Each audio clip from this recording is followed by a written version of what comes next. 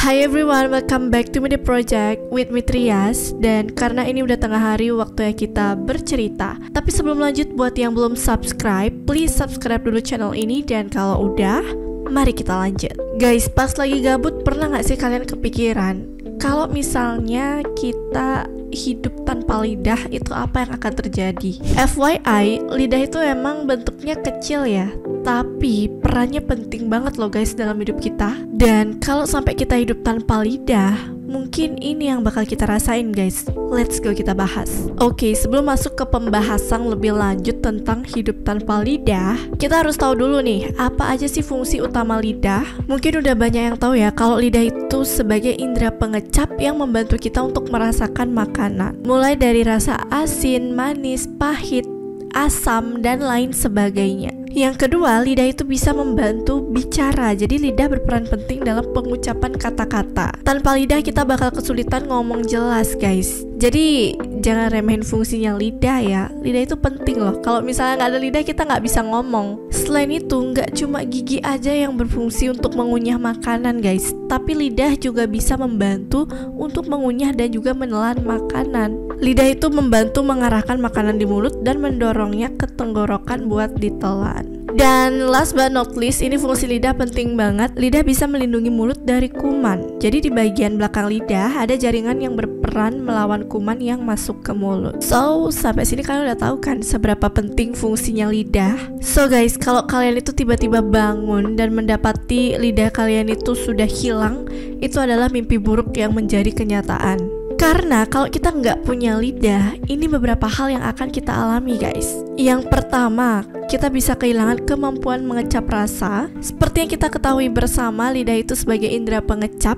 Kalau sampai lidah hilang, gimana caranya kita tahu itu rasa apa? Jadi semua makanan akan terasa hambar guys, nggak ada rasanya. Yang kedua, kita juga bisa kesulitan berbicara karena banyak huruf dan kata yang membutuhkan peran lidah buat diucapkan dengan jelas. Tanpa lidah, komunikasi verbal jadi sangat sulit guys. Yang ketiga, jika tanpa lidah, kita akan memiliki masalah mengunyah dan menelan karena lidah membantu mengarahkan dan mendorong makanan saat kita makan. Kalau sampai lidah itu nggak ada, resiko tersedak itu akan semakin meningkat guys. Selain itu, lidah juga membantu menjaga kebersihan mulut dengan menghalau kuman. Jadi tanpa lidah, risiko infeksi mulut bisa meningkat. Gimana guys? Ngeri banget kan kalau sampai kita itu hidup tanpa lidah? Meskipun jarang ada kondisi tersebut, tapi nyatanya ada guys beberapa orang yang hidup tanpa lidah. Misalnya akibat operasi karena pengangkatan kanker dan lain-lain. Nah, kalau misalnya diharuskan hidup tanpa lidah, ini beberapa tantangan yang harus dihadapi guys. Yang pertama, adaptasi pola makan. Jadi harus mengonsumsi makanan lembut atau cair dan belajar teknik menelan yang aman. Lalu harus ikut juga terapi bicara karena untuk memaksimalkan kemampuan bicara dengan memanfaatkan organ lain di mulut. Selain itu, perawatan kesehatan mulut, menjaga kebersihan mulut ekstra untuk mencegah infeksi. Itu benar-benar challenging banget sih ya guys ya.